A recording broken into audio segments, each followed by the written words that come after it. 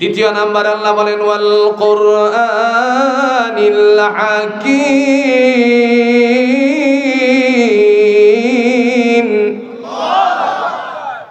কোরআনুল হাকিমের মাধ্যমে আল্লাহ বলেন প্রজ্ঞাময় কোরআনের শপথ, বিজ্ঞানময় কোরআনের শপথ। সেই কোরআনের শপথ আল্লাহ পাক রব্বুল আলামিন গ্রহণ করেছেন।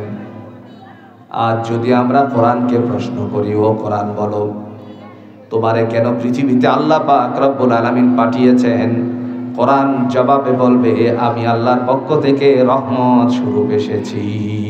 সুবহানাল্লাহ।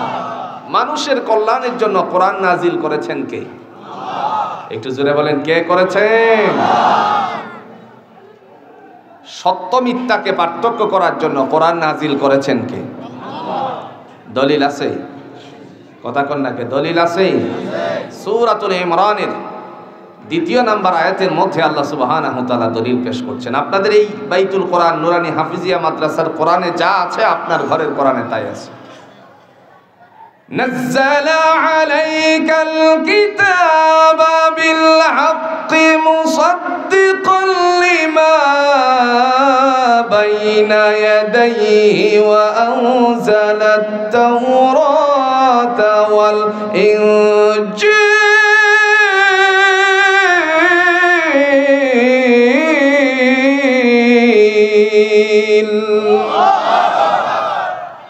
আল্লাহ বলেন নাজ্জালা আলাইকাল কিতাবা বিল হক, আমি এই কোরআনকে সত্যরূপে অবতীর্ণ করেছি।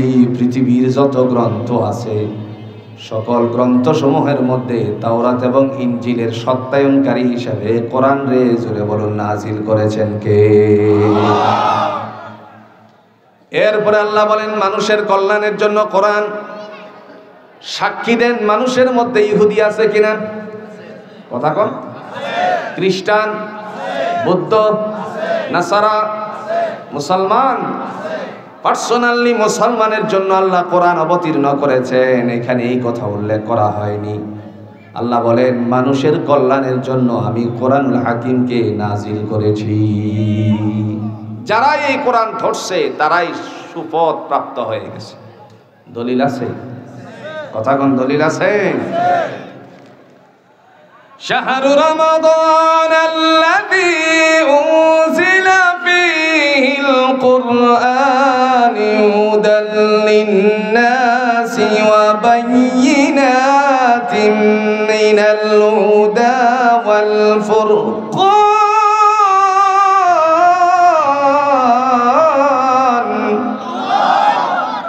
মহান আল্লাহ রাব্বুল আলামিন বলেন আমি রমজান মাসে কোরআন অবতীর্ণ করেছি হুদাল লিন্নাস, মানুষের কল্যাণের জন্য। প্রশ্ন হলো রমজান মাসে কেন আল্লাহ কোরআন নাজিল করলেন, অন্য মাস কেন সিলেক্ট করলেন না? নিঃসন্দেহে আপনারা জানেন রমজান মাসে আল্লাহ পাক রব্বুল আলামিন বিতাড়িত ইবলিসকে শৃঙ্খলাবদ্ধ করেন। ঠিক কিনা বলেন? শয়তানকে শ্রীকল দিয়ে আটকে ফেলেন কে? একটু জোরে বলেন কে? প্রথম কাজ হচ্ছে আল্লাহ শয়তানকে বন্ধ করা। যে দুষ্ট আদম আলাইহিস সালামকে সিজদা করেনি, দলিল আছে? কথা কোন নাকে দলিল আছে? সূরাতুস সাফে আল্লাহ বলছেন ক্বালা ইয়া ইবলিস মা মানাআকা আন তাসজুদা লিমা খালাকতু বিয়াদাইয়া আস্তাকবারতা আম কুনতা মিনাল আলিন।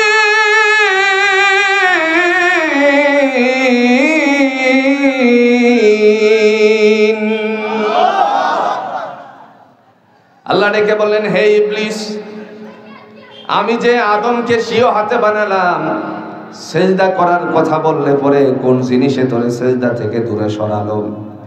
ইবলিস বলে আনা খায়রুম মিনহু খালাকতানি মিন নারিন ওয়া খালাকতাহু মিন তিন। আল্লাহ আদমকে বানিয়েছো আগুন দিয়ে আর আমারে বানাইছো তুমি মাটি। কথা কোন? আদম রে কি দিয়ে বানাইছে? এই তো বুঝছেন।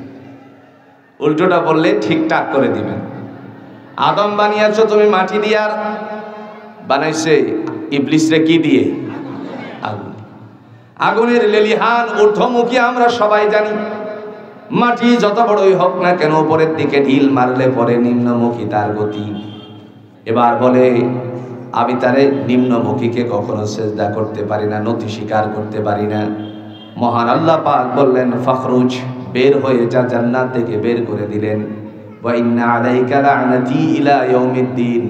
আয়াতের শেষাংশে আল্লাহ বলছেন কিয়ামতের পূর্ব মুহূর্ত পর্যন্ত তোর গলার মধ্যে লানতের তখ্ত জড়িয়ে দিলাম। সেই কারণে আল্লাহ বুঝলেন কোরআন অবতীর্ণ করার আগে শয়তানরে আমি বন্ধ করি। রমজানের গুরুত্ব দিতে গিয়ে কিংবা কোরআনের মর্যাদা দিতে গিয়ে আগে আল্লাহ পাক শয়তানকে শৃঙ্খলাবদ্ধ করলেন। ওয়াফুতিহাত আবওয়াবুল জান্নাহ, রমজান মাসে আল্লাহ জান্নাতের দরজাগুলোকে খুলে রাখলেন। এরপরে আল্লাহ বলেন ও আমার বান্দা বান্দি, আমার পক্ষ থেকে অতঃপর আমি কোরআন নাজিল করলাম হুদাল লিন্নাস, মানুষের কল্যাণের জন্য। কেমন মানুষের কল্যাণ হয় একটু ধারণা দিলে আপনারা সহজ করে বুঝে যাবেন। ইতিহাসের পাতায় স্বর্ণাক্ষরে লেখা আছে, অর্থ পৃথিবীর শাসন যিনি করেছিলেন আমরা সবাই তার নাম জানি, হযরত ওমর ইবনুল খাত্তাব রাদিয়াল্লাহু তাআলা আনহু। আবু জাহেল ইসলামের প্রথম শত্রু, ইসলামের প্রধান শত্রু।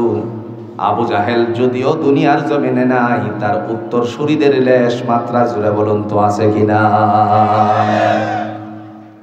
ইতিমধ্যে আমার ভাইয়ের কথা আপনি শুনেছেন, আপনারা শুনেছেন বিগত দিনে মানুষের কাছে কোরআন পৌঁছানোর জন্য কত না অনুমতি নেওয়া হতো, মাইক পর্যন্ত কেড়ে নেওয়া হতো। কথা কন না কেন? তাফসীরুল কোরআন মাহফিল করতে গিয়ে দা দিয়ে পর্যন্ত মুফাসসিরকে এই মঞ্চের মধ্যে আঘাত করার জন্য তারা এসেছিল, জোরে কণ্ঠে কিনা। এটার থেকে আপনারা মিলাবেন কেমনে তারা উত্তরসূরি হয়। আবু জাহেল যখন বিশ্বনবী মুহাম্মদুর রাসূলুল্লাহ সাল্লাল্লাহু আলাইহি সাল্লাম কোরআন তেলাওয়াত করত, তখন তার কাছে ভালো লাগতো না। সে ডেকে বলতো তোমাদের মধ্যে আজকের আমার বিবৃতি আবু জাহেলের বিবৃতি দিল, ভাষণ দিল, তোমরা আমার ভাতিজার কোরআনকে শ্রবণ করিও না। জোরে কোন দলিল আছে? একটু জোরে কোন আছে দলিল? وقال الذين كفروا لا تسمعوا لهذا القرآن والغوا فيه لعلكم تغلبون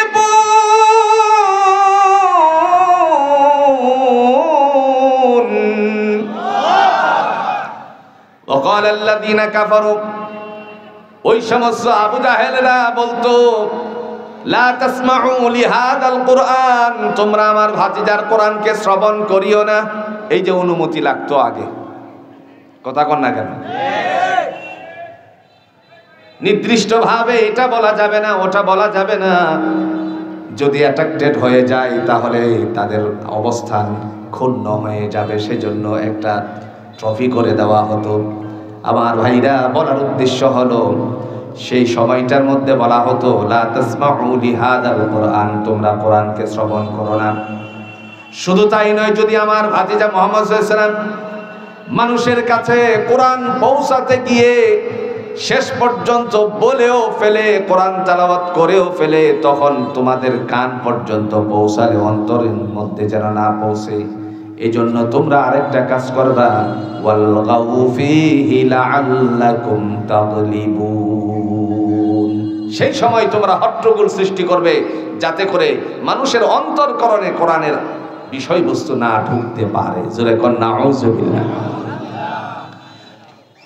দুর্ভাগ্য হলেও সত্য, সেই আবু জাহেল রাতের অন্ধকারে আমার নবী মুহাম্মদ সাল্লাল্লাহু আলাইহি ওয়াসাল্লামের তেলাওয়াত গিয়ে কান লাগিয়ে শুনতো। উতবা শুনতো, শাইবা শুনতো, ওয়ালিদ ইবনে মুগীরা শুনতো। আর তারা বলতো সাদাক্তা ইয়া আহমদ।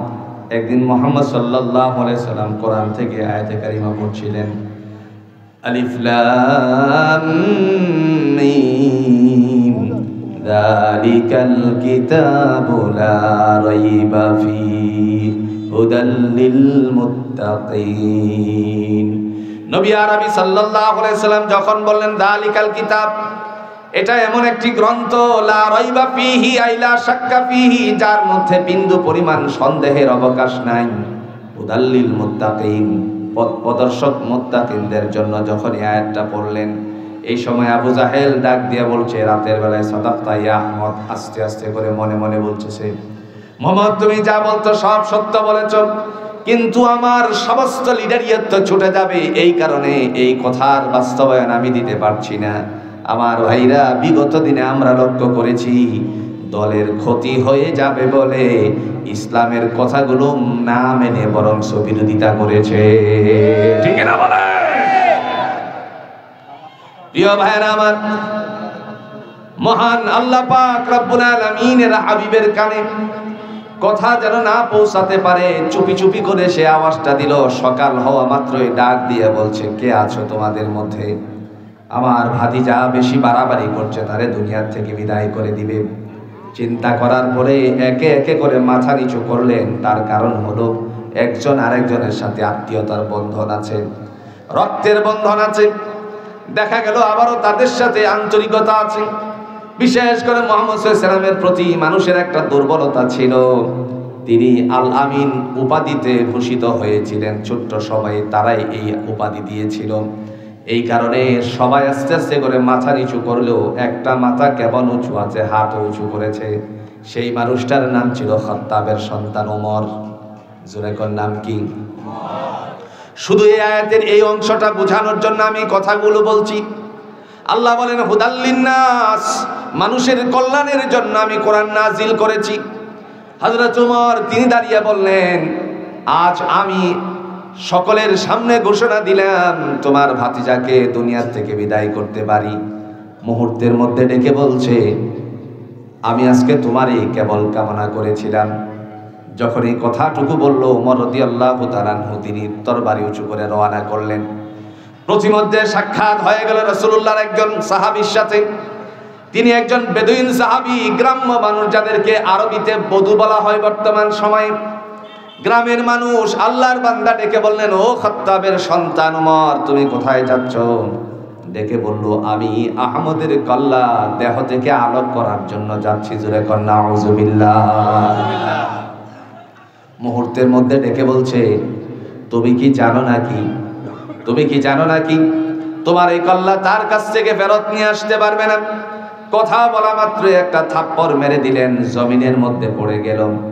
জমিনে পড়ে যাওয়ার সাথে সাথে আল্লাহর বান্দা তিনি মাথাকে উঁচু করে যখন চলে যাচ্ছিল, হেঁটে মাথা উঁচু করে ডাক দিয়ে বলছে, খাত্তাবের সন্তান ওমর, শোনো, তুমি ওই বাড়ির রাস্তা, নবীজির কাছে যাওয়ার রাস্তাটাকে তুমি একটু ব্রেক করো, তোমার বোনের বাড়ির রাস্তাটাকে একটু ধরে দেখো। সেখানে গিয়ে সে তো তোমার রাসূলের কাছে মুসলমান হয়ে কালিমা এবং কোরআনের ছায়াতলে আশ্রয় নিয়ে নিছে। মুহূর্তের মধ্যে তার মস্তিষ্ক একটু ঘুরে গেল। বোনের বাড়ির রাস্তা ধরলো। রাস্তা ধরার পরে বোনের ঘরের কাছাকাছি যাওয়ার পরে আল্লাহর বান্দী কোরআনুল হাকিম থেকে সূরাতুত তাহা তেলাওয়াত করছিলেন। এর আয়াতের অংশটুকু ওমর ইবনুল খাত্তাব রাদিয়াল্লাহু তাআলা আনহুর কানে এসে পৌঁছালো। আল্লাহর বান্দা এই কানে পৌঁছানোর সাথে সাথে মনের মধ্যে, দিলের মধ্যে হিল্লুল, জুড়ে বলেন, ফেলে দিয়েছেন কে? ভিতরে প্রবেশ করলো। প্রবেশ করার পরে ডাক দিয়া বলছে, তুই নাকি মুসলমান হলি, তুই নাকি মুসলমান হয়ে গেলি।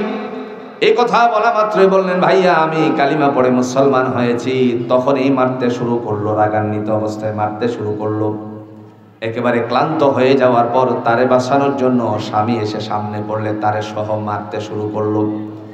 একটি পর্যায়ে ডাক দিয়ে বলছে, বোন আমার, এতক্ষণ পর্যন্ত তোরে মারলাম, বললাম কালিমা ছেড়ে দিতে, কেন তুই এই কালিমা ছাড়বি না? বোন ডাক দিয়ে বলছে, ভাইয়া দেহের সাথে বিন্দু পরিমাণ প্রাণ যতক্ষণ পর্যন্ত লেগে আছে ততক্ষণ পর্যন্ত আল্লাহর নবীর শিখানো কালিমা আমি ছাড়তে পারি না। মুহূর্তের মধ্যে বলল, তুই যেন কিছুক্ষণ আগে কি পড়ছিলি একটু বল, একটু আমারে শোনা। তিনি পরে শোনালেন আবারও, তাহা মা আনজালনা আলাইকাল কুরআনা লিতাশকা।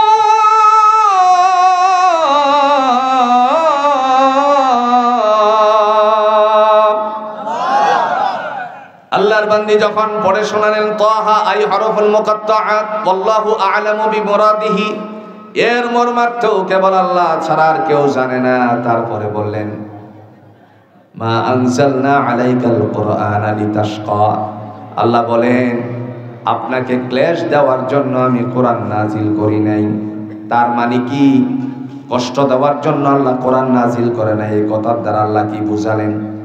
মুহাম্মদ সাল্লাল্লাহু আলাইহি ওয়াসাল্লাম যখন কোরআনের বাণীগুলো জিবরাইল আমিন থেকে শুনতেন, সাথে সাথে আল্লাহর বান্দা আমাদের নবী মুখটা নাড়াচাড়া করতেন যাতে করে অন্তরকরণে সেগুলো সহজে বিদ্ধ হয়ে যায়, মুখস্থ করার জন্য চেষ্টা চালাতেন।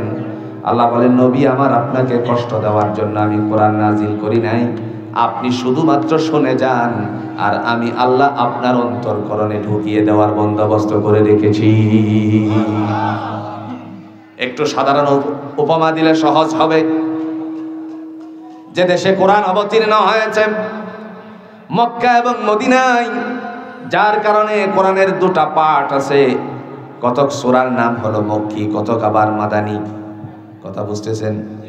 মক্কা যেই সূরাগুলো অবতীর্ণ হয়েছে সেই সূরাকে মক্কি বলে আখ্যায়িত করা হয়েছে, যেই সূরাগুলো মদিনায় অবতীর্ণ সেইগুলোকে মাদানী বলে আখ্যায়িত করা হয়েছে। মক্কা মদিনায় কোরআন অবতীর্ণ, কিন্তু দেখা গেল বাংলার সন্তানেরা হাফেজে কোরআন হয়ে প্রতিযোগিতায় অংশগ্রহণ করার পরে 130টা দেশকে পিছনে ফেলে তারা মেডেল নিয়ে আর তারা সৌভাগ্যবান হয়ে বাংলাদেশে ফেরত এসেছে। ঠিক না বলেন? এবার আপনাদের কাছে আমার প্রশ্ন, এত মোটা একটা কিতাব যাকে আল্লাহ 30 পারায় সংরক্ষণ করেছেন, সন্নিবেশিত কোরআনটাকে 30 পারার মাধ্যমে আল্লাহ পাক রব্বুল আলামিন সাজিয়েছেন। এই 30 পারা কোরআন ছোট্ট ছোট্ট 12, 13, 14 বছরের বাচ্চাদের অন্তরকরণে কেমনে ঢুকে? আজ যদি আপনাদের স্কুলের একজন টিচার মহোদয়কে প্রশ্ন করেন, অথবা মনে করেন ইউনিভার্সিটিতে কলেজে যিনি আমার বায়োলজি স্যার আছেন, প্রফেসর, আল্লাহর বান্দাকে জিজ্ঞেস করেন স্যার আপনি কি দীর্ঘদিন যাবত যে বায়োলজি পড়াচ্ছেন শুরু থেকে শেষ পর্যন্ত মুখস্থ করতে পারবেন নাকি, বলতে পারবেন নাকি? কিংবা প্রাইমারি লেভেলে বাংলা যে বইটুকু পড়াচ্ছেন যিনি, ওনাকে যদি জিজ্ঞেস করেন স্যার আপনি এত বছর যাবত বইটা পড়াচ্ছেন শুরু থেকে শেষ পর্যন্ত মুখস্থ বলতে পারবেন নাকি? আপনারা সাক্ষী দেন, জোরে কোনতো পারবে নাকি? কিন্তু এই বাইতুল কোরআন নুরানি হাফিজিয়া মাদ্রাসার যে 2টা ছেলে মাথায় পাগড়ি নিয়েছে, এদেরকে যদি রমজান মাসে কোনো একটা মসজিদে নিয়ে দাঁড় করিয়ে বলেন তোমরা মাহে রমাদানের 27 তারিখ পর্যন্ত কোরআন খতমের মাধ্যমে তারাবি পড়াবা, খতমে তারাবি পড়াবা, এবার সাক্ষী দেন তো তারা পারবে কিনা? ছোট্ট ছোট্ট ছেলেরা তারা মাহে রমাদানে কোরআনুল হাকিমকে খতম করিয়ে তারপরে 30 দিন 30 পারা কোরআনকে 27এই হোক অথবা মনে করেন এরপরেও আরো যদি পড়াতে চান খতম শেষ করার পরে পারবে। বলার উদ্দেশ্য হলো এই কোরআনকে নূর হিসাবে জুড়ে বলুন নাজিল করেছেন কে? মুফাসসির ইকরামগণ লেখেন ফাল কোরআনু হুলাল মুনাজ্জালু, ফাল কোরআনু হুয়াল মুনাজ্জালু আলা রাসূলিহি আল মাকতুবু ফিল মাসাহিফি আল মানকুলু আনহু নাকলান মুতাওয়াতিরান বিলা শুবহা। কোরআন এমন একটা কিতাব যাকে আল্লাহ সুবহানাহু ওয়া তাআলার পক্ষ থেকে দুনিয়ার প্রেক্ষাপট অনুযায়ী জিবরাইলের মাধ্যমে লৌহে মাহফুজ থেকে মুহাম্মদ সাল্লাল্লাহু আলাইহি সাল্লামের উপর অবতীর্ণ করেছেন। সেই কোরআনুল হাকিম কি আল্লাহ পাক রব্বুল আলামিন ডেকে বলছেন হুদাল লিন্নাস, মানুষের কল্যাণের জন্য নাজিল করেছি। সাথে সাথে হযরত খাত্তাবের সন্তান ওমর ইবনুল খাত্তাব রাদিয়াল্লাহু তাআলা আনহু, আল্লাহর বান্দার অন্তরকরণের মধ্যে কোরআনের মজা ঢুকে গেছে। কোরআন সাক্ষী দিয়েছেন দুনিয়ার জমিনে যারা কোরআন তেলাওয়াত করে, কোরআন শুনে, মহান আল্লাহর পক্ষ থেকে রহমত জুড়ে কন্ত নাজিল করে দেন কে? দলিল আছে? আর একটু জোরে আছে? وَإِذَا قُرِئَ الْقُرْآنُ فَاسْتَمِعُوا لَهُ وَأَنصِتُوا لَعَلَّكُمْ تُرْحَمُونَ।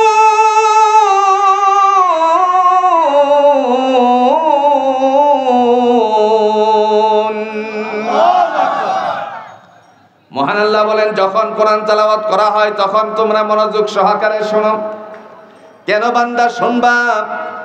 মহান আল্লাহ বলেন লাআল্লাকুম তুরহামুন, তোমাদের উপরে দয়া দান করে দেওয়া হয়। যে কোরআন পড়লেও লাভ, শুনলেও লাভ। জোরে কোন ঠিক কিনা? লাআল্লাকুম তুরহামুন, তোমাদের উপরে আমার পক্ষ থেকে দয়া দান করে দেওয়া হয়। শুধু তাই নয়, পৃথিবীর যত পুস্তক আছে সমস্ত পুস্তকগুলো আপনি লেখাপড়া করে এই পড়াশোনা করে জ্ঞান অর্জন করতে পারবেন, জ্ঞান অর্জনের জন্য হবে। কিন্তু কেউ বলতে পারবেন না ইল্লাল কোরআন, কোরআন ছাড়া কেউ বলতে পারবেন না একটা অক্ষর পড়লে সওয়াব পাওয়া যায়। কথা কোন? আপনি এ পড়লেন, বি পড়লেন, সরা পড়লেন, আমি বলছি না পড়বেন না, অবশ্যই পড়বেন। জ্ঞান অর্জনের জন্য অবশ্যই আপনাকে পড়তে হবে। ভাই বলছিলেন প্রত্যেকের ঘর থেকে আজকে কোরআনের আওয়াজ বন্ধ কেন হচ্ছে? আগেকার দিনের 30 বছর আগের দিকে যদি ফিরে তাকান, এমন একটা পরিবার খুঁজে পাওয়া যেত না যেই পরিবারের পক্ষ থেকে সন্তানদেরকে ফুরকানি আইনা পাঠাতো। কথা কর না কেন? আমরা লক্ষ্য করেছিলাম ঘুম থেকে জাগ্রত হয়ে মা তার সন্তানকে উঠিয়ে তারপরে ফুরকানিয়ায় পাঠিয়েছিল কোরআন শিক্ষা করার জন্য। আজ মুসলিম নারীদের অন্তরকরণে ঘুণে ধরছে, যারই কারণে মোবাইলে অ্যাট্রাক্টেড হয়ে মহামারী ফেসবুকের সাথে সম্পৃক্ত আর টিকটকের সাথে সম্পৃক্ত হয়ে গেছে। ভুল বলেছি মনে হয় না? এই 10 মিনিট করতে করতে রাত বাজে 2টা। রাত 2টা বাজার পর যখন ঘুমিয়ে গেল, ঘুমিয়ে যাওয়ার পর সকাল 8টায় তার ঘুম ভাঙ্গে। এরকম পরিবার আছে কিনা? আপনাদের এখানের কথা বলছি না, সারা বাংলাদেশে এরকম পরিবার আছে কিনা বলেন? প্রিয় ভাইরা আমার, রাসূলুল্লাহ সাল্লাল্লাহু আলাইহি ওয়াসাল্লামের বাণী, যখন এই সন্তানকে কোরআন পড়াবে তখন কোরআনের বিনিময়ে একটা হরফ পড়লে পরে 10টা করে নেকি দান করে দেওয়া হবে। নবী বলেন মান করা হারফাম মিন কিতাবিল্লাহ, যদিও সনদের দিক থেকে অনেকে ইখতিলাফ করেছেন, আমলের দিক থেকে এটা অত্যন্ত উত্তীর্ণ। মান করা হারফাম মিন কিতাবিল্লাহ, কেউ যদি আল্লাহর কোরআন থেকে একটা অক্ষর পড়ে, ফালাহু বিআশরি আমসালিহা, তার আমলনামার মধ্যে প্রতি হরফের বিনিময়ে 10টা করে আল্লাহ নেকি দান করে দিবেন। কয়টা নেকি? আরো জোরে কয়টা নেকি? 10টা করে নেকি দান করে দিবেন। আর কোন পুস্তকের পড়া নিয়ে আপনি এই কথা বলতে পারবেন না। রাসূল আরবি সাল্লাল্লাহু আলাইহি সাল্লাম যখন মদিনায় বসে বসে এই কথাগুলো বলছিলেন, একজন বেদুইন সাহাবী, গ্রামের মানুষ হযরত আম্মার ইবনে ইয়াসির রাদিয়াল্লাহু তাআলা হাদিসটা পেশ করেছেন। বললেন, ওগো আল্লাহর হাবিব, আমি তো ছোট্ট করে কোরআন পড়তে পারি, আমি তো বেশি কোরআন পড়তে পারি না।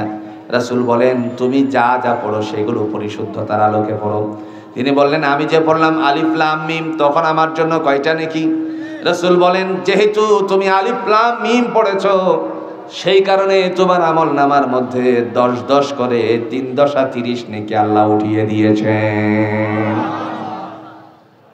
এখন আপনাদের কাছে প্রশ্ন হলো, কোরআন আল্লাহ পাক কোন ভাষায় অবতীর্ণ করেছেন? আরেকটু জোরে কোন? আরবি ভাষায় কোরআন। আল্লাহ আবার বললেন, তোমাদের বুঝার জন্য আমি অবতীর্ণ করেছি। দলিল আছে?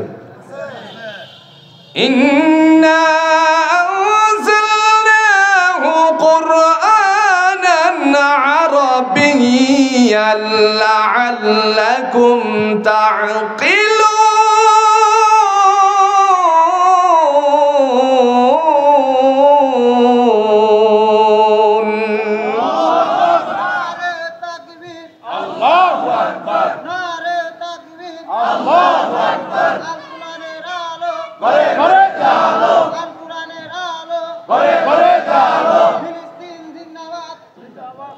আমার ভাইরা, মহান আল্লাহ পাক রব্বুল আলামিনের পক্ষ থেকে তিনি ডাক দিয়া বলেছেন, নিঃসন্দেহে আমি এই কোরআনকে আরবি ভাষায় অবতীর্ণ করেছি লাআল্লাকুম তা'কিলুন, যাতে করে তোমরা বুঝতে পারো। খুব ভালো করে বুঝেন, আল্লাহ বলছেন যাতে করে তোমরা বুঝতে পারো। যেহেতু বুঝতে পারো করে কথা বললেন, তাহলে আরবি ভাষার কোরআন আর আমরা হলাম বাঙালি, কেমনে বুঝবো? কথা বুঝছেন নি? আল্লাহ কি ব্যতিক্রম বললেন না এখানে? তিনি বললেন না না, তোমার জন্য আমি যতটা সহজ করেছি কোরআন, অন্য কোনো পুস্তকে এতটা সহজ আমি আল্লাহ করি নাই। আপনি চেষ্টা করে দেখুন, এক একটা সূরাকে বারংবার করে শুধুমাত্র পড়তে থাকেন, একদিন দেখা যাবে আপনার একটা আয়াতকে বারবার পড়ার প্রয়োজন নাই, সূরা বারবার পড়তে থাকবেন, অন্তরকরণের মধ্যে আল্লাহ রাব্বুল আলামিন ঢুকাইয়া দিবেন। সুবহানাল্লাহ। এখন আমি যে কোরআনটা পড়লাম, এই কোরআনটা পড়ার সময় আল্লাহ বলেন, বান্দারে তুমি যে কোরআন দিয়ে সালাত আদায় করো, নামাজ আদায় করো, সেটাকে পরিশুদ্ধতার আলোকে পড়ার চেষ্টা করো।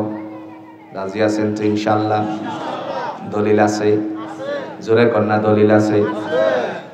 আল্লাহ পাক রব্বুল আলামিন তিনি কোরআন দিয়ে বলছেন, বান্দা শোনো, যখন তোমরা কোরআন তেলাওয়াত করবা মনোযোগ সহকারে শুনবা, পাশাপাশি যখন তোমরা কোরআন তেলাওয়াত করবা সেটাকে আউজিদ আলাইহি ওয়ারাতিলিল কোরআনা তারতিলা, কোরআনটারে পরিশুদ্ধতার আলোকে সহি করে পড়ার চেষ্টা করো, আমি আল্লাহ তোমার অন্তরকরণে ঢুকাইয়া দিব।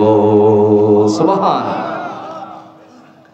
প্রিয় ভাইরা আমার, খাত্তাবের সন্তান ওমর, মনে আছে না ভুলে গেছেন?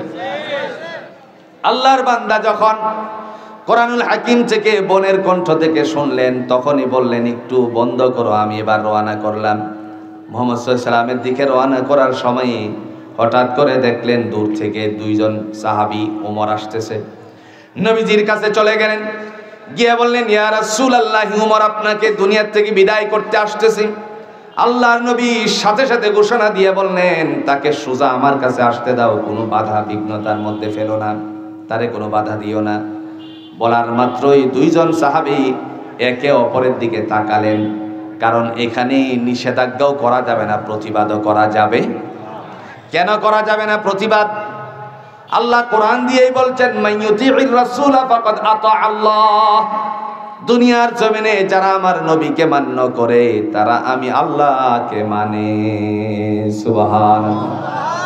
রাসূলের বিরোধিতা করা যেরকম সম্ভব নয়, কোনো কথার প্রতিবাদ করা বা কোনো কথাকে ডিনাই করারও কোনো ধরনের সুযোগ, কথা কোন সুযোগ? কারণ আল্লাহ কোরআন দিয়ে বলছেন, মাইয়ুতিউর রাসূলা ফাকাদ আতা আল্লাহ, যারা আমার নবীকে মানে তারা আমি আল্লাহকে মানে, যারা নবীকে মানে না তারা কোশ্চিনকালে আল্লাহকে মানতে পারে না। আমার ভাইরা, সাইয়্যিদুল মুরসালিন আহমদ মুস্তাফা সাল্লাল্লাহু আলাইহি ওয়াসাল্লাম সাথে সাথে ডাক দিয়ে বললেন, আমার কাছে ওমরকে আসতে দাও, খাত্তাবের সন্তানকে তোমরা বাধা সৃষ্টি করো না। সুজা যখন আসা শুরু করে দিল, দুইজন রাসূলের কাছ থেকে উঠে সাহাবীদ্বয় বেরিয়ে আসলেন। আসার পরে ছলা পরামর্শ শুরু করলেন। বুঝলাম না, নবীজিকে মারার জন্য ওমর রওনা করেছে, আর ওমরকে রাসূল আসতে বললেন, সেহেতু আমরা চলে আসলাম, তবে যদি কোনো ভিতরে হট্টগোলের শব্দ শুনতে পাই, দুইজনে মিলে তার উপরে আক্রমণ করব, যাতে চির জাহান্নামী হয়ে যায়। রাসূলুল্লাহ সাল্লাল্লাহু আলাইহি সাল্লাম কেন বললেন সুজা আসতে দাও? তার কারণ হলো, দুইজন সাহাবী ওমর রাদিয়াল্লাহু তাআলা আনহুর সম্পর্কে আল্লাহর নবীর কাছে উপস্থিত হওয়ার পূর্ব মুহূর্তে জিবরাইল আমিন এসে আল্লাহর নবীর কাছ থেকে বিদায় নিছে। জিবরাইল এসে বললেন, ইয়া রাসূলুল্লাহ, ওমর আপনাকে মারার জন্য আসতেছে না, ওমর আপনার কাছে মুসলমান হওয়ার জন্য, কোরআনের ছায়াতলে আশ্রয় নেওয়ার জন্য আসতেছে। এই কোরআন আপনাদের বাইতুল কোরআন নুরানিয়া হাফিজিয়া মাদ্রাসায় আসেনি? এমনি ভাবে আমার ভাই অত্যন্ত চমৎকার ভাবে বলেছেন, আলাউদ্দিন চৌধুরী ইসলামী কমপ্লেক্সে যে কোরআনের বন্দোবস্ত করেছেন, এখানে হেফজ শেষ করার পরে কিতাব কানারও কিছু পড়া দরকার আসেনি? কথা কন্যাকে কিতাব পড়া দরকার আসেনি? শুধু হাফেজে কোরআন হবেন আর কিতাব পড়লেন না, তখন সেটাকে আপনি ব্যাখ্যা বিশ্লেষণের দিকে নিয়ে যেতে পারবেন না। এজন্য কোরআনের পাশাপাশি কোরআনের আলেম হওয়াটাও দরকার আছে কিনা? প্রিয় ভাইরা আমার, মহান আল্লাহ পাক রব্বুল আলামিনের হাবিব তিনি জিবরাইলের কথাগুলো শুনেই বলছেন সাহাবীদ্বয়কে, তোমরা তাকে সোজা আসতে দাও। তারপরে তারা বাইরে বসে আছে। নবীজির কাছে আস্তে আস্তে করে ওমর ইবনুল খাত্তাব রাদিয়াল্লাহু তাআলা আনহু উপস্থিত হয়ে গেল। উপস্থিত হওয়ার পরে আল্লাহ পাক রব্বুল আলামিনের বান্দা এসেই বললেন, ইয়া রাসূলুল্লাহি, আমি বুঝতে পারি নাই আমার বোনকে অনেক আঘাত করেছি, মারতে মারতে নিজেও ক্লান্ত হয়েছি। যখন তাকে বললাম কেন নতুন ধর্ম ছাড়বি না, তখনই সে আমাকে বলল, যে কালিমার সুধা পান করেছি সেই কালিমা জীবনের সাথে বিন্দু পরিমাণ প্রাণ যতক্ষণ লেগে থাকবে ততক্ষণ পর্যন্ত ভাইজান ছাড়তে পারি না। কথাটা শোনার পরে আমার মনের ভিতরে একটা দুর্বলতা শুরু হয়ে গেল। নবী গো, আমি আর আপনার সম্পর্কে কিছু আগে জানতাম না, যেহেতু আমার বোনের সম্পর্কে জানতে পেরেছি, বোন আমার হৃদয় খুলে দিয়েছে, চক্ষু খুলে দিয়েছে, আমি এখন আপনার কাছে মুসলমান হতে চাই। নবীজি বললেন, ওমর তুমি পড়ো আশহাদু আল্লা ইলাহা ইল্লাল্লাহু ওয়া আশহাদু আন্না মুহাম্মাদান আবদুহু ওয়া রাসূলুহু। খাত্তাবের সন্তান মুসলমান হয়ে গেল। দাম বাড়ছে না কমছে? আর একটু জোরে, দাম বাড়ছে না কমছে? কোরআনুল হাকিমে মহান আল্লাহ পাক রব্বুল আলামিন কেউ বলেছেন 62 জায়গায়, কেউ বলেছেন 70 জায়গায় আল্লাহ ওমরের মানসা অনুযায়ী রাসূলের উপরে কোরআন অবতীর্ণ করে দিয়েছেন। শুধু তাই নয়, রাসূল বলছেন, লাউ কানা বা'দি নাবিয়্যান লাকানা ওমর, আমার পরে যদি কোনো নবী হতো আল্লাহ ওমরকে নবী বানাইয়া পাঠাইতেন, শুধুমাত্র কোরআনের ছায়াতলে আশ্রয় নেওয়ার জন্য। এমন মুহূর্তে আল্লাহ পাক রব্বুল আলামিনের বান্দা কালিমা পড়ে মুসলমান হয়ে যাওয়ার যে সময়টা ছিল সেটা ছিল দুপুরের টাইম। ওই সময়টার মধ্যে মক্কা এবং মদিনার মানুষেরা আগেকার দিনে বিশ্রামাগারে যেত, তারা বিশ্রাম করত, তারা বেরিয়ে আসতো না। তার কারণ রোদের প্রখরতা ছিল। এখন তো বর্তমান সময়ে গাড়িতে আসি, বাড়িতে আসি, টয়লেটে গেলে পরে মক্কা মদিনায় সকল জায়গায় আসি আছে, কথা কোন ঠিক কিনা? কিন্তু আপনি যদি মরুভূমির রাস্তা ধরেন, গাড়ির থেকে নামেন, আমার বাস্তবতার আলোকে আমি বলতে পারি 54 ডিগ্রি তাপমাত্রা একটা সময়ে ছিল। আমি সেখান থেকে প্রস্রাবের জন্য, আমার গাড়িতে একজন ছিল, সে বলল আমি প্রস্রাব করতে চাই, সুন্দর মানুষ। একটি পর্যায়ে দেখা গেল তার চেহারা প্রস্রাব করতে আসতে এবং যেতে যতটুকু সময় লেগেছে ততটুকুর ভিতরেই তার সুন্দর মানুষের চেহারাটা মলিন হয়ে গেল। সেদিন আমার চোখে ধরা পড়ে গেল, না জানি কতই না উত্তপ্ততার মধ্যে হযরতে বেলালে হাবশী রাদিয়াল্লাহু তাআলা আনহুকে ওই সমস্ত নাফরমানেরা মরুভূমির বালিতে তারপরে শেষরিয়েছিল। হঠাৎ করে মনে পড়ে গেল এই কথা, আল্লাহর নবীর সামনে ওমর রাদিয়াল্লাহু তাআলা আনহু থাকা অবস্থায় সেখান থেকে উঠে পড়লো দুপুরের টাইম। বেলাল রাদিয়াল্লাহু তাআলা আনহু তিনি মসজিদের থেকে আজানের ধ্বনি উচ্চারিত করলেন। একটা জানালার কাছে গিয়ে বললেন আসসালাত, অপর জানালার কাছে গিয়ে বললেন আসসালাত। ইসলামের প্রথম জামানায় আজান এতটুকুই ছিল, খুব ভালো করে বুঝবেন। ইসলামের প্রথম জামানায় আজান এতটুকুই ছিল। কিন্তু আমরা যে মসজিদের থেকে আজান শুনতে পাই, এই আজান কতদিন পরে আসছে, কিভাবে আসছে? নবীজি সাল্লাল্লাহু আলাইহি সাল্লামের একজন সাহাবী ঘুমের ঘরে, স্বপ্নের ঘরে তিনি যখন ছিলেন, তখন স্বপ্নে দেখতেছেন একজন পথিক তার হাতে একটা বোমা নিয়ে, ওই যে আগেকার সময়ে মিছিল করার জন্য ছিল, কথা কোন ছিল কি ছিল না, এই ধরনের, অর্থাৎ সিঙ্গা বলে কেউ আখ্যায়িত করেছেন, বোমা বলে কেউ আখ্যায়িত করেছেন, সুঙ্গা বলে কেউ আখ্যায়িত করেছেন। তো এই সমস্ত এই ধরনের একটা কিছু নিয়ে হেঁটে যাচ্ছিলেন। পিছন দিক থেকে স্বপ্নের ঘরের কথা বলছি, স্বপ্ন মানুষ দেখে কি দেখে না? কথা কন্যাকে দেখে কি দেখে না? বাঙালির স্বপ্নে কোনো শেষ নাই। ঘুমের মধ্যে স্বপ্ন দেখছে, বাস্তবেও স্বপ্ন দেখতে দেখতে মনে করেছিল এদেশ আমার বাপে এনেছে, আমি শেষ পর্যন্ত খেয়ে দেব মরার আগ পর্যন্ত। কথা কন্যাকে হাই রে স্বপ্ন, স্বপ্ন স্বপ্নের জায়গায় রয়ে গেল। আল্লাহ তিনি যে সবচেয়ে শক্তিধর, ক্ষমতাবান, কে? আল্লাহ। তাবারাকাল্লাযী বিয়াদিহিল মুলক ওয়া হুয়া আলা কুল্লি শাইইন কাদির। বরকতময় তিনি হচ্ছেন রব, যার হাতে ক্ষমতা, তিনি ছাড় দেন কোশ্চিন কালেও ছেড়ে দেন না। ঠিক। নাটাই একটা সুতার গিটটা আছে কিনা কোন? জোরে কন্যাকে আছে কিনা? ছেলেরা যখন গুড়ি উড়ায়, সুতার যা ছিল সব ছেড়ে দিল, কিন্তু শেষ একটা গিট্টা আসেনি। এই গিট্টা যখন আছে, গুড়ি উঠছে তো উঠছে, সন্ধ্যা হওয়া মাত্রই আস্তে আস্তে করে বলতে শুরু করেছে। আছে কিনা কোন? যখন গুড়িকে তার নাটায়ের সাথে আনার জন্য বলতে সুতা শুরু করলো, তখন গুড়ি একবার এদিকে যায় আর একবার ওদিকে যায়। এই দুই দিকে যে যেন বলে, মালিক চেষ্টা করতে থাকো, ব্যর্থ হয়ে যাবে, আমি তোমার কাছে ধরা দিব। শেষ পর্যন্ত গুড়ি মালিকের কাছে আসে কিনা? মনে করেছিল হামসে কুই ডাঙ্গরিনিস্ট, আমার চেয়ে ক্ষমতা ধরার কেউ নেই, সুতরাং আমার বাপ এনেছে, আমরা তা খেয়ে যাব। আমরা যদি একবার চিন্তা করি, খুব ভালো করে দেখেন না, ইতিহাস তালাশ করে দেখেন, সলিমুল্লাহ মুসলিম হল, কথা কোন? মুসলিম শব্দটা বাদ দিছিল কে? মুসলিম কথাটা বাদ দিয়েছিল কে? সংবিধানের অনুচ্ছেদ থেকে বিসমিল্লাহ বাদ দিয়েছিল কে? আমরা যদি সেই ইতিহাস তালাশ করি, তাহলে এই লেশমাত্রা এসে বিগত দিনের ফ্যাসিস্টের উপরে পড়েছে, যার কারণে এই জাতির মাঝ থেকে মানুষ যেন কোরআন থেকে বঞ্চিত হয়, ইসলাম থেকে বঞ্চিত হয়, যারই কারণে পাঠ্যপুস্তকের মধ্যে শরীফ থেকে শরীফা বানিয়ে দিয়েছিল। কথা বলেন ঠিক কিনা? ইসলামের শত্রুরা আল কোরআনের আলো,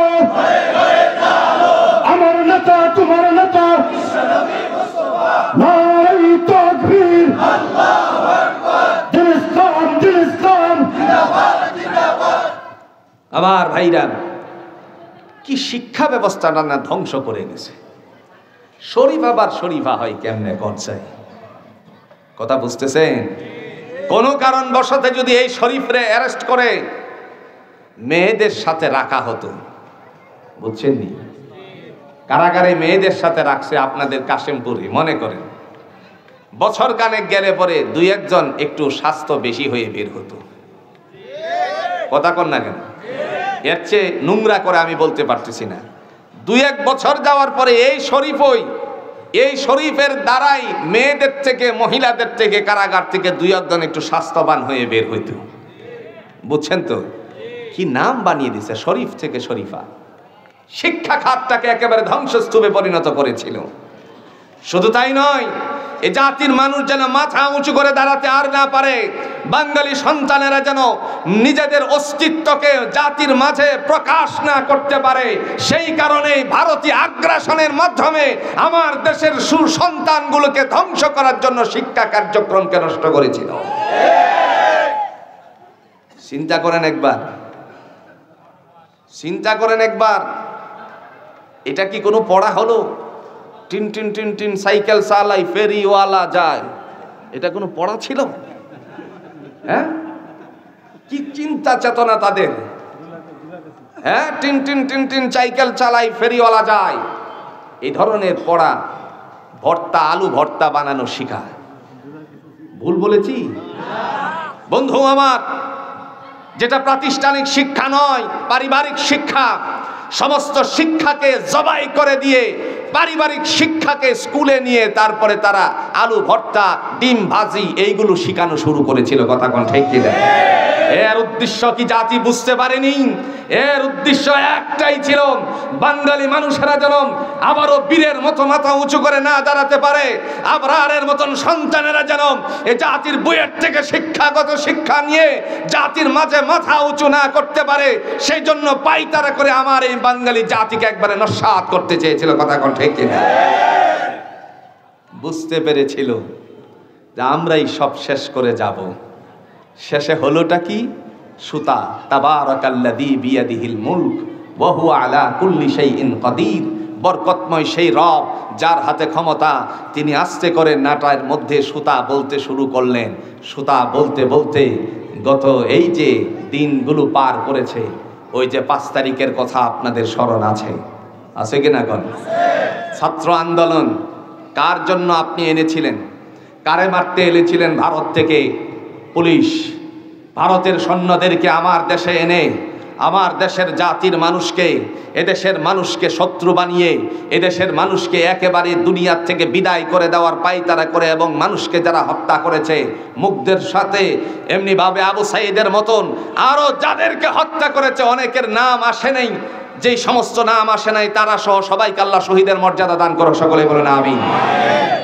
দেখেন, দীর্ঘ 17টি বছর আরামের বিছনার সাথে বিরোধী দলের কেউ ঘুমাতে পারে নাই। ভুল করে ফেলছি না?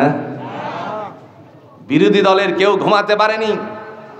আর যদি জামাতের হয়ে থাকে তাইলে তো উপায়ই ছিল না। কথা বুঝতে পেরেছেন? উপায়ই ছিল না।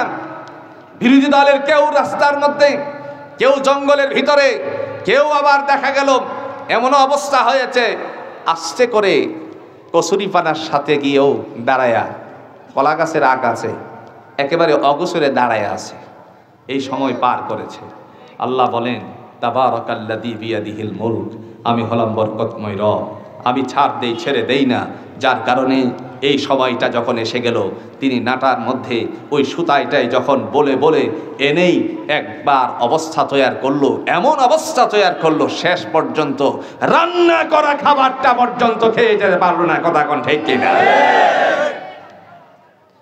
আমার ভাইরা, কথা বলার উদ্দেশ্য, মহান আল্লাহ পাক রব্বুল আলামিনের পক্ষ থেকে ফয়সালা হয়ে গেল। খাত্তাবের সন্তান ওমর তিনি যখন মুসলমান হয়ে গেলেন, দুপুরের টাইম ছিল, দুপুরের টাইমে হযরতে বেলালে হাবশী রাদিয়াল্লাহু তাআলা আনহু আসসালাত বলে ঘোষণা দিল। ওই সময় স্বপ্নের মধ্যে, স্বপ্নের এক রাতে একজন আল্লাহর বান্দা দেখলেন আর তাকে ডাক দিলেন, মনে আছে তো? হাতে চুঙ্গা নিয়ে যাচ্ছিল, বলছে ভাই দাঁড়াও। দাঁড়ানোর কথা বললে পরে সে যখন দাঁড়ালো বলছে, তুমি আমাদেরকে এটা দিয়ে দাও। বলল, প্রতীক কেন, তুমি এটা কি করবে এটা নিয়ে? সাথে সাথে বলল, মানুষকে নামাজের দিকে, সালাতের দিকে আহ্বান করব। এই মুহূর্তে মানবরূপী ফেরেশতা ডেকে বলল, আমি কি তোমাকে আরো উত্তম কিছু বাক্য শিক্ষা দিতে পারি নাকি? সাথে সাথে বলল, ঠিক আছে, বলো তো কি বাক্য। এই মুহূর্তে মসজিদের মুয়াজ্জিনের কণ্ঠ থেকে যে আজানের ধ্বনি উচ্চারিত হয়, এই আজানের ধ্বনিটাকে উচ্চারিত করে শোনালেন। এটাকে বলা হয় মেশকাতের হাদিসে কালিমাতুল আজান। আজানের বাক্যসমূহ সেই দিন শিক্ষা দিলেন। স্বপ্নের ঘর থেকে যখন উঠল, উঠার পরে অর্থাৎ ঘুম যখন তার ভেঙে গেল, সকাল হওয়া মাত্রই আল্লাহর নবীর কাছে উপস্থিত হয়ে গেল। ডেকে বললেন, ইয়া রাসূলুল্লাহি, আমি স্বপ্নের ঘরে এই বাক্যগুলো পেয়েছি। যখন এই কথা বলল ওমর রাদিয়াল্লাহু তাআলা আনহু সেখানে, এরপরে সাহাবায়ে আজমাইনদের মাঝে হযরতে বেলালে হাবশী রাদিয়াল্লাহু তাআলা আনহুকে ডেকে আনা হলো, বাক্যসমূহ শিক্ষা দেওয়া হলো। আজকের থেকে আজানের ধ্বনি এইভাবে উচ্চারিত হবে। তিনি যখন এইভাবে আজানের ধ্বনি উচ্চারিত করলেন, মক্কার মদিনার মানুষেরা সে আজানের ধ্বনিও শুনতে শুরু করলো। মদিনাতুল মুনাওয়ারায় মানুষেরা দৌড়ে আসতে শুরু করলো। এমন সময় 17 জন মতান্তরে 13 জন সাহাবী তারা এসে বলল, ইয়া রাসূলুল্লাহি, গত রজনীতে আমরাও তো এই স্বপ্ন দেখেছি, কালিমাতুল আজান। সুবহানাল্লাহ। কিন্তু প্রথম জামানার আজান ছিল শুধুমাত্র আসসালাত। হযরতে বেলালে হাবশী রাদিয়াল্লাহু তাআলা আনহু যখন আসসালাত বলে এক জানালা দিয়ে মুখ বের করে বললেন, আরেকবার একটু অন্যদিকে মুখ ফিরিয়ে বললেন আসসালাত, সাথে সাথে হযরত ওমর রাদিয়াল্লাহু তাআলা আনহু নবীজির দরবার থেকে উঠে পড়লেন, কাছে গিয়ে বললেন, ও বেলাল, আজকের থেকে আজান আসতে হবে না, আজকের থেকে আজান হবে উচ্চ কণ্ঠে, কারণ খাত্তাবের সন্তান মুসলমান হয়ে গেছে, আজকের থেকে আর কোনো আস্তে আওয়াজ হবে না। প্রিয় ভাইয়েরা আমার, মহান আল্লাহ পাক রব্বুল আলামিনের বান্দা যখন এই কথা বললেন, নবীজি তার জন্য আল্লাহর কাছে দোয়া করে দিলেন আর আল্লাহ পাক রব্বুল আলামিনের শুকরিয়া আদায় করলেন। ইসলামের সুশীতল ছায়াতলে আল্লাহ তাকে আশ্রয় দান করেছেন শুধুমাত্র একটা কারণে। আয়াতের অংশে আল্লাহ বলছেন, শাহরু রমাদান আল্লাযী উনজিলা ফীহিল কুরআন হুদাল লিন্নাস, আমি রমজান মাসে কোরআন অবতীর্ণ করেছি মানুষের কল্যাণের জন্য। ওমর মানুষ হিসাবে যখন নবীজিকে দুনিয়ার থেকে বিদায় করতে রওনা করেছিল, কোরআন শোনার কারণে ঈমান বৃদ্ধি করে দিয়েছেন আল্লাহ পাক। আর এই কোরআনের ছায়াতলে জোরে বলুন তো আশ্রয়টা দিয়েছেন কে? আজকে যে সুন্দর করে 2টা পাগড়ি নিল, আপনি মনে মনে চিন্তা করতে পারেন, বাজারে গেলে পরেই পাগড়ি কিনতে পাওয়া যাবে, অবশ্যই পাওয়া যাবে। আপনিও কিনে আনতে পারবেন, কিন্তু কাপড়ে কাপড়ে বেশ কম আছে, কাপড়ে কাপড়ে অনেক বেশ কম আছে। যেরকম উদাহরণ দিলে বুঝবেন, একজন টান কাপড় থেকে মনে করেন 2.5 গজ কাপড় কিনলো প্যান্টের জন্য। এই 2.5 গজ কাপড় কেনার মুহূর্তে কাটার আগেই পিছন দিক থেকে একজন ডাক দিয়ে বলতেছে, ভাই আমারে 14 গিরা কাপড় দাও, প্যান্টের কাপড়। প্যান্টের কাপড় 14 গিরা শোনার পরে সেই মানুষটি 2.5 গজ যিনি নিচ্ছেন পিছনে যখন তাকালো আর বলল, এ বোকা, তুমি এত মোটা 2.5 গজ কাপড় নিলে তো প্যান্ট হতো, তুমি 14 গিরা দিয়ে কি করবে? যদি এটা বয়েল কাপড় হতো, না হয় মহিলাদের কোনো একটা পোশাক বানানো যেত। কথা কোন ঠিক কিনা? সে ডাক দিয়ে বলছে, আমারে তুমি বোকা ভেবেছ? আমি তো আসলে বোকা নই, তুমি বোকা। রাগান্বিত হয়ে বলল, কিভাবে আমি বোকা? বুঝিয়ে যাবে, নয়তো তোরে ছাড়ছি না। মুহূর্তের মধ্যে বলল, তুমি 2.5 গজ কাপড় দিয়ে কি করবে? এই অবস্থায় সে বলল, আমি 2.5 গজ কাপড় দিয়ে প্যান্ট বানাবো। তুমি কি করবে? আমি এই 14 গিরা কাপড় দিয়ে মহাগ্রন্থ, আসমানি গ্রন্থ আল কোরআনকে ঢেকে রাখার জন্য, ময়লার থেকে পরিষ্কার রাখার জন্য তার একটা গিলাফ বানাবো। আপনারা বলুন তো, কাপড়টার মূল্য কোনটার বেশি? একটু জোরে এখন, কোনটার বেশি? মাথা যেরকম আপনার আছে তারও আছে। ওর মাথায় পেছানো হয়েছে, তার কারণ এই মাথাটার মধ্যে পেছানোর উদ্দেশ্য একটা, আর আমাদের মনে করেন সাধারণভাবে মাথার মধ্যে পেছানোর উদ্দেশ্য একটা থাকতে পারে। এর উদ্দেশ্য হলো, ছোট বাচ্চার মাথায় পেছানো হলো কোরআনের হাফেজ হয়েছে। আল্লাহ পাক কিয়ামতের ময়দানে তাদেরকে ডাক দিবেন। মনে করবেন না আপনাকে ডাক দিবেন, অবশ্যই আপনাদেরকেও ডাক দিবে। যদি আপনি কোরআন পড়েন বিশুদ্ধ রূপে, আল্লাহ আপনাকেও ডাক দিবে। মহান আল্লাহ রাব্বুল আলামিনের হাবিব বলেন, ইউকালু লি সাহিবিল কোরআন, হে কোরআনের পরিবারেরা, ইকরা ওয়ারতাকি ওয়ারাতিল কামা কুনতা তুরাতিলু ফিদ দুনিয়া। আজকে এমনি ভাবে কোরআন তেলাওয়াত করো যেমনি ভাবে কোরআন তেলাওয়াত দুনিয়ায় করেছিলে। ফা ইন্না মানজিলাকা ইনদা আখিরি আয়াতিন তাকরাউহা, যেখানে গিয়ে তোমার কোরআন তেলাওয়াত শেষ করবে, আমি আল্লাহ রাব্বুল আলামিন তোমাকে সুন্দর করে একটা আসন দান করে দিব। কেমন আসন দিবেন? একটু সহজ করে বোঝালে আপনি সহজ করে বুঝবেন। দেখেন তো তাকিয়ে, আজকের যে আমরা বসে আছি, আপনিও ঘরের ভিতরে বসেন, এই বসার যে বন্দোবস্তটা আছে, আপনি বলবেন নিশ্চয়ই এটা কাঠের দ্বারা তৈরি করা হয়েছে। কিসের দ্বারা? এবার তাকান তো, কাঠের উপরে নকশা আছে কিনা? আপনি আপনার সম্মানিত ব্যক্তিকে বসার জন্য নকশিযুক্ত সুন্দর একটা সোফা বা চেয়ারে বসতে দিলেন। আল্লাহ বলেন, যারা কোরআন পড়ে আসবে, আমি আল্লাহ তাদেরকে ওয়া ইন্না মানজিলাকা ইনদা আখিরি আয়াতিন তাকরাউহা, যেখানে গিয়ে তার তেলাওয়াত বন্ধ করবে, সেখানে আমি তাকে একটা স্বর্ণের চেয়ার দিব। দলিল আছে? কথা কন না কে? দলিল আছে? দলিল, আর রহমান সূরার পর একটা সূরার নাম হচ্ছে সূরাতুল ওয়াকিআহ। কোন সূরা? আল্লাহ বলতেছে, আলা সুরুরিম মাওদুনাতিন মুত্তাকিনা আলাইহা মুতাকাবিলিন।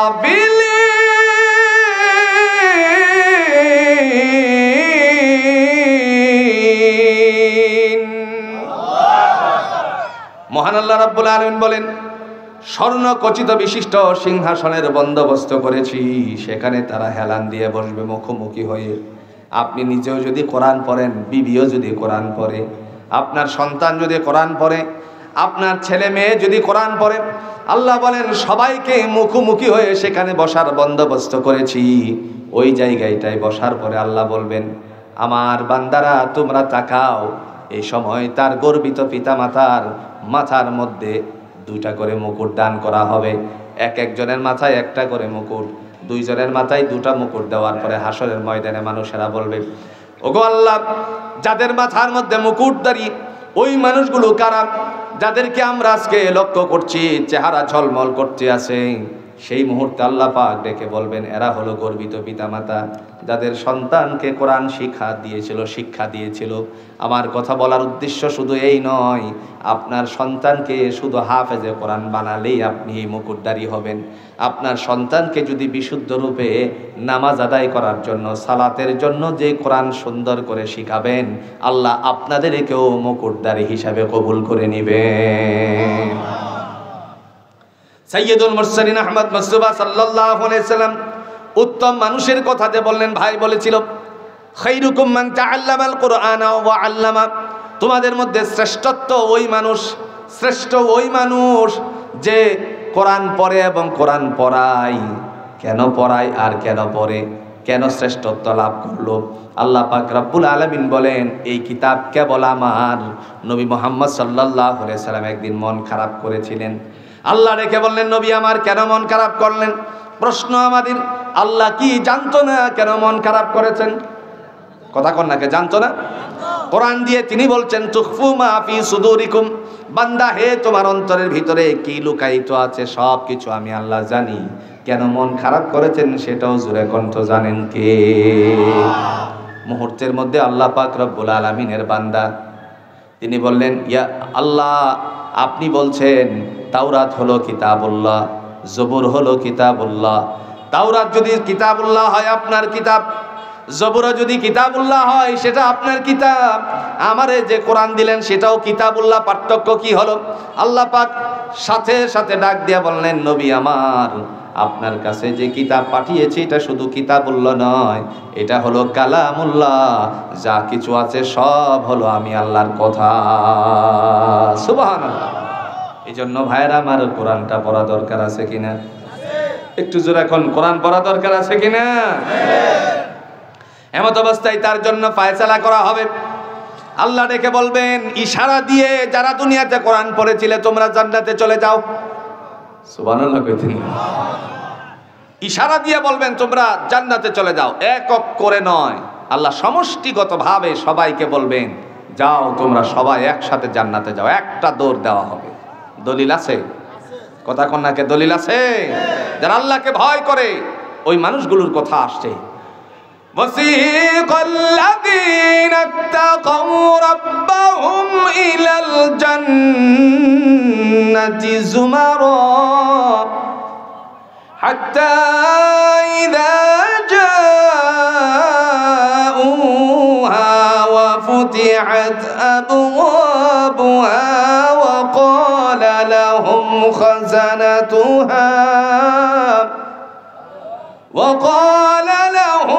خزنتها سلام عليكم طبتم فادخلوها خالدين।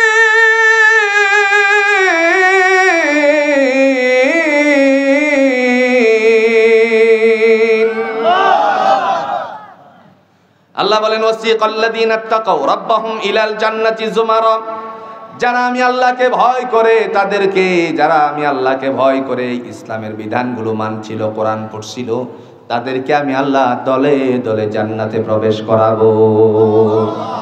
হাত্তা ইযা জাউহা ওয়া ফুতিহাত আবওয়াবুহা, যারা জান্নাতের নিকটবর্তী হবে, দরজার কাছাকাছি গেলে আল্লাহ বলবেন তোমাদের দরজাসমূহ খুলে দেওয়া হলো। জান্নাতের সমস্ত দরজাগুলো খুলে দেওয়ার পরে দেখে বলা হবে ওয়াকালা লাহুম খাজানাতুহা, ওই যে দেখা যায় ভাণ্ডসমূহ সেগুলো হলো তোমার। সাথে সাথে ডাক দিয়ে আল্লাহ পাক বলবেন সালামুন আলাইকুম তিবতুম ফাদখুলুহা খালিদিন। ফেরেশতারাও ডেকে বলবে প্রবেশ করো শান্তির ঘরে অনন্তকালের জন্য। ওই সময় সবাই মিলে আমরা জোরে কোন জায়গায় যাব? একটু জোরে কোন। জান্নাতে ঢোকার আগে প্রশংসা আল্লাহর করা দরকার আছে কিনা? আরেকটু। দুনিয়াতে হাঁচি মারলে পরে একটা আওয়াজ দেয়নি, কি বলে? আরো জোরে। হাঁচি দিলে আপনি আলহামদুলিল্লাহ পড়েছেন, নামাজে গিয়ে সূরা ফাতিহার ভিতরে আপনি আলহামদুলিল্লাহি রাব্বিল আলামিন পড়েছেন, আপনার সন্তান গোল্ডেন প্লাস করার পরে আপনি আলহামদুলিল্লাহ পড়েছেন, শুকরিয়া আদায় করেছেন। জান্নাতে আল্লাহ ঢোকানোর আগে একবার জোরে কন্ত শুকরিয়া আদায় করা দরকার আছে কিনা? দলিল আছে? জোরে জোরে। وقالوا الحمد لله الذي صدقنا وعده وأورثنا الأرض نتبوأ من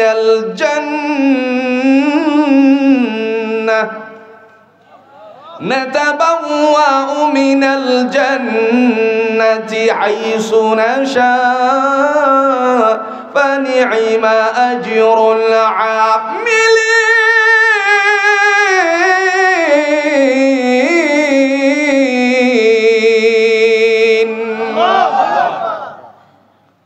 ওই সময় আল্লাহ রাব্বুল আলামিনের বান্দা জান্নাতে প্রবেশ করার আগে ডাক দিয়ে বলবে ওয়াকালুল হামদুলিল্লাহ, আল্লাহ সমস্ত প্রশংসাগুলো তোমার।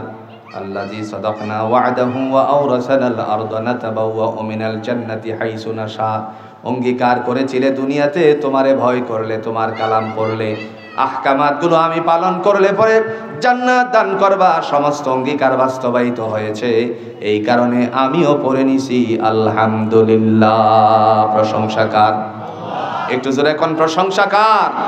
প্রশংসা সবই কেবল তোমারই, প্রশংসা সবই কেবল তোমারই, রব্বুল আলামিন। দয়ালু মেহেরবান করুণা অপুরান, দয়ালু মেহেরবান করুণা অপুরান, আর কেউ নেই তুমি মালিক শেষ বিচারের দিন, শেষ বিচারের দিন। প্রশংসা কার হবে? সেই প্রশংসিত আল্লাহর কোরআনটা আমাদের ঘরে ঘরে আছে, পড়া দরকার আছে নি ভাই? না পড়বেন না? রমজান মাস আসলে পরে আমার বোনদেরকে বলছি, রমজান আসলে পরে খতম, বাকি 11 মাসে কোরআনের সাথে কোনো সম্পর্ক নাই, ইসলাম সেটা চায় না। পৃথিবীতে মানুষের যেমন খোরাকির প্রয়োজন আছে, তরুলতা বৃক্ষসমূহের যেরকম খোরাকি গ্রহণ করে, অক্সিজেন গ্রহণ করে, তেমনি ভাবে আল্লাহ পাক রব্বুল আলামিন তিনি কোরআন দিয়ে বলছেন, পৃথিবীবাসী শোনো, আমি কোরআনের মধ্যে একটা আত্মা দিছি, অক্সিজেন নেওয়ার জন্য একটা আত্মা দিছি, সেই আত্মাটার নাম হলো সূরা ইয়াসিন। আর একটু আস্তে করুন সুবহানাল্লাহ। সেই আত্মাটার নাম হলো সূরা ইয়াসিন। এটা হলো কোরআনের দিল। নবী আরবি সাল্লাল্লাহু আলাইহি ওয়াসাল্লাম বলেন, যে ঘরে কমপক্ষে সূরা ইয়াসিন তেলাওয়াত করা হয়, সেই ঘর থেকে আল্লাহর দুনিয়ার সমস্ত অশান্তি দূর করে দেয়। স্বামী স্ত্রীর মধ্যে কলহ আছে কিনা কোন? দাম্পত্য জীবনে সন্দেহের দাম্পত্য জীবন, নানা ধরনের জঞ্জাল সৃষ্টি হয়ে গেছে। বাংলাদেশে যে পরিমাণ ডিভোর্স হচ্ছে, এই পরিমাণ অন্য কোনো দেশে নেই। সুতরাং এই অবস্থায় আমাদের অবস্থান থেকে আমরা বলি, মুসলমান আপনি কোরআন পড়বেন না তো পড়বেটাকে? আল্লাহ তো বলছেন হুদাল্লিন নাস, মানুষের কল্যাণের জন্য কোরআন নাজিল করেছি। আল্লাহ আমাদেরকে এই কোরআন বুঝে পড়ার তৌফিক দান করুন, সকলে বলুন আমিন। বিশেষ করে বাইতুল কোরআন নুরানি হাফিজিয়া মাদ্রাসা, এই মাদ্রাসাকে আল্লাহ পাক কবুল করুন।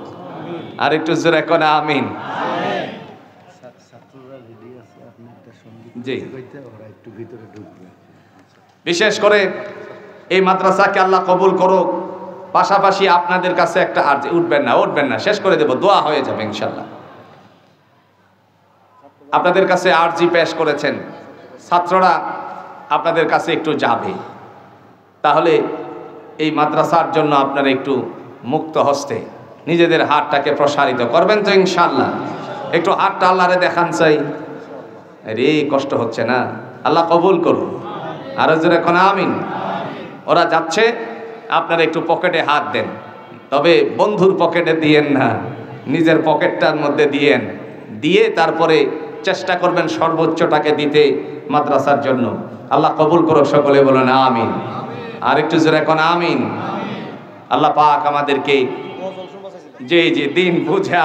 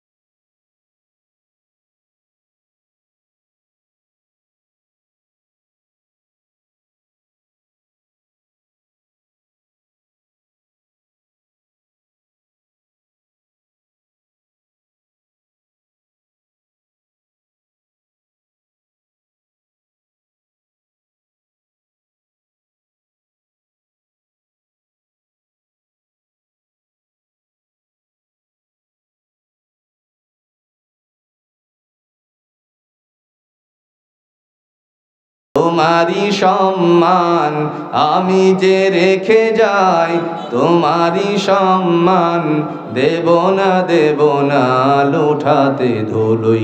হে রাসূল বুঝি না আমি, রেখেছো বেঁধে মোরে কোন সুতোই তুমি, রেখেছো বেঁধে মোরে কোন সুতোই তুমি, রেখেছো বেঁধে মোরে কোন সুতোই। খুশি তো? আলহামদুলিল্লাহ। পাগড়ি প্রদান করা দুইজনকে ৫,০০০ টাকা পুরস্কার দেওয়া হবে।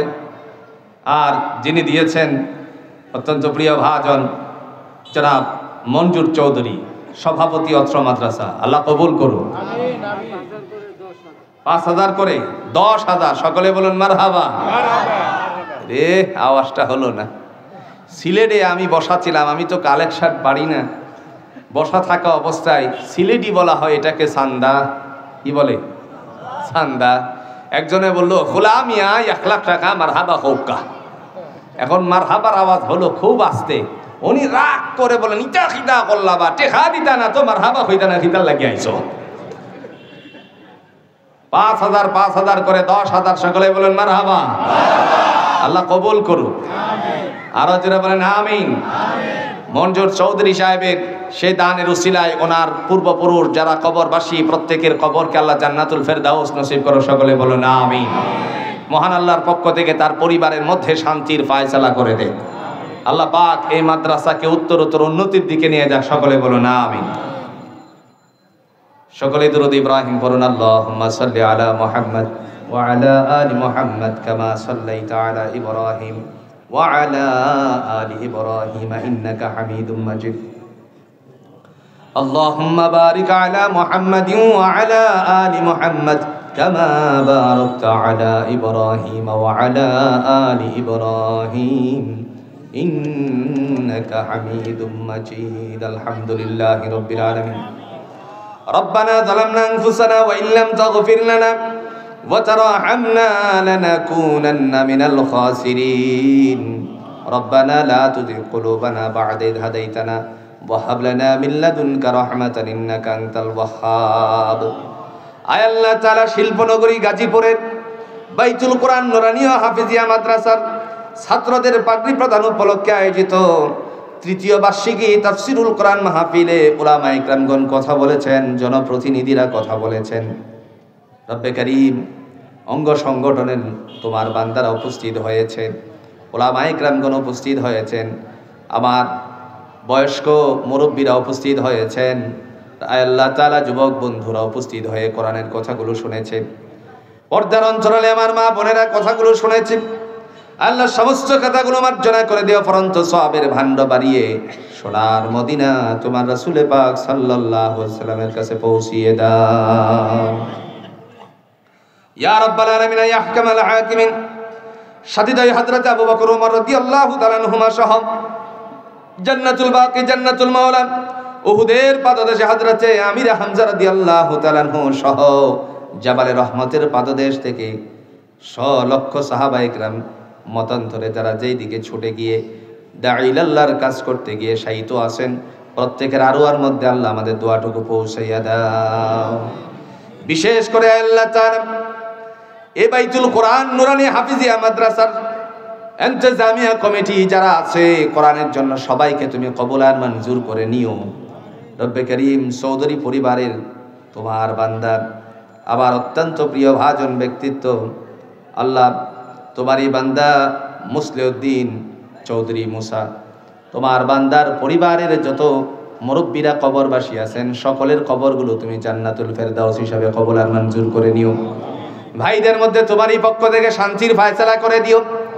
দুনিয়ার জমিনে যত ধরনের ঝড় ঝাপটা আছে আল্লাহ সকল প্রকার ঝড় ঝাপটা থেকে সবাইকে তুমি হেফাজত করে নিও। রব্বে করিম, সুন্দর একটি কমপ্লেক্স করেছেন, মেহেরবানি করে তোমারই পক্ষ থেকে সেই কমপ্লেক্সকেও কবুল আর মঞ্জুর করে নিও। আয় আল্লাহ তাআলা, আমরা যারা হাত বাড়িয়েছি আজকের দিনে যেই দুটি বাচ্চা কোরআনের হাফেজ হয়েছে, মেহেরবানি করে তাদের মেধা সম্পন্ন করে দিয়ে আলেমে দ্বীন হিসাবেও কবুল আর মঞ্জুর করে নিও। রব্বে করিম, এই মাদ্রাসার ফয়েজ বরকত এলাকার সকলের ঘরে ঘরে তুমি পৌঁছিয়ে দিও। আমার মা বোনেরা উপস্থিত হয়েছেন আল্লাহ, যারা যেখান থেকে বসে বসে কোরআনের কথাগুলো শুনেছে, সকলের আমলনামার মধ্যে তুমি অপরন্ত সওয়াবের ভাণ্ড বাড়িয়ে দিও। রব্বে করিম, আমরা যারা হাত বাড়াইছি আমাদের সকলের জিন্দেগির গুনাহ খাতাগুলো তুমি মাফ করে দিও। জানা অজানা সগীরা কবিরা শিরকি বেদাতি সকল প্রকার গুনাহগুলো থেকে মাহফুজি তলব করছি। মেহেরবানি করে আমাদের সকলের জিন্দেগির গুনাহ খাতাগুলো মাফ করে দিও। আয় আল্লাহ তাআলা, আমাদের পরিবারের সবাইকে কোরআন হিসেবে, কোরআনের সাথী হিসেবে কবুল মঞ্জুর করে নিও। যেদিন ইয়া নাফসি বলে মানুষেরা হাসরের ময়দানে উপস্থিত হবে, আর সেদিন তোমার পক্ষ থেকে আমলনামা বন্টন করা হবে, ডাক দেওয়া হবে, ফা আম্মা মান উতিয়া কিতাবাহু বিয়ামিনিহি ফাসাউফা ইউহাসাবু হিসাবান ইয়াসীরা। সেদিন বলা হবে, যাদের ডান হাতে আমলনামা দেওয়া হয়েছে তাদের হিসাব লেখা সহজ হয়ে গেছে। আল্লাহ, আমাদের সকলের ডান হাতে তোমারই পক্ষ থেকে আমলনামাটুকু দান করে দিও। দুনিয়ার সকল ঝড় ঝাপটা থেকে রব্বে করিম আমাদেরকে মুক্ত করে দিয়ে, শয়তানের প্রবঞ্চনা থেকে মুক্ত করে দিয়ে, তোমার হুকুমের তাবেদারি যেন বেশি বেশি করে করতে পারি, আমাদের সবাইকে কবুল আর মঞ্জুর করে নিও। বিশেষ করে রব্বে করিম, তোমার কাছে আমাদের আরাধনা, মালাকুল মউত আজরাইলকে উপস্থিত করার আগে আমাদের সবাইকে ঈমানওয়ালা বানায় উঠাইয়া নিও। কোরআন দিয়ে তুমি ঘোষণা দিছো, উদখুলু ফিস সিলমি কাফা ওয়ালা তাত্তাবিউ খুতুওয়াতিশ শাইতান ইন্নাহু লাকুম আদুউম মুবিন। আল্লাহ পাকের বাণী, তোমার বাণী হলো, ইসলামে প্রবেশ করো পরিপূর্ণ রূপে, শয়তানের পদাঙ্কন করো না। আর সাথে সাথে ডাক দিয়ে বলছো অন্যত্র, ওয়ালা তামুতুন্না ইল্লা ওয়া আনতুম মুসলিমুন, মুসলমান না হয়ে মরো না। আল্লাহ, আমাদের সবাইকে মুসলমানিয়ত গুণ হাসিল করে যাওয়ার মতন তৌফিক দান করে দিও। যেদিন মালাকুল মউত আজরাইলকে উপস্থিত করে দিবে, দুনিয়ার সমস্ত মায়া মমতা ছেড়ে তোমার দরবারে যাওয়ার সময় হবে, নবীজির কথা বাস্তবায়ন করে দিও। তোমার নবী বলছেন, মান ক্বালা আখিরি কালামিহি লা ইলাহা ইল্লাল্লাহু দাখালাল জান্নাহ। মৃত্যুর সময় যার কালিমা নসিব হবে তারে তুমি জান্নাত দান করবা। মেহেরবানি করে আল্লাহ আমাদেরকে কালিমাওয়ালা বানায়া উঠাইয়া নিও। আয় আল্লাহ, চৌধুরী পরিবারের সন্তানগুলোর উপরে তোমারই পক্ষ থেকে রহমত নাজিল করে দিও। পড়াশোনায় যেন উত্তীর্ণ হতে পারে কাঙ্ক্ষিত লক্ষ্যে, মেহেরবানি করে তাদেরকে মেধা সম্পন্ন করে দিয়ে আজকে আমরা যারা হাত বাড়াইছি আমাদের সন্তানগুলোকেও কাঙ্ক্ষিত লক্ষ্যে পৌঁছার বন্দোবস্ত করে দিও। সুবহানা রাব্বিকা রাব্বিল ইজ্জাতি আম্মা ইয়াসিফুন ওয়া সালামুন আলাল মুরসালিন। আমিন আমিন বিহাক্কি লা ইলাহা ইল্লাল্লাহু মুহাম্মাদুর রাসূলুল্লাহ।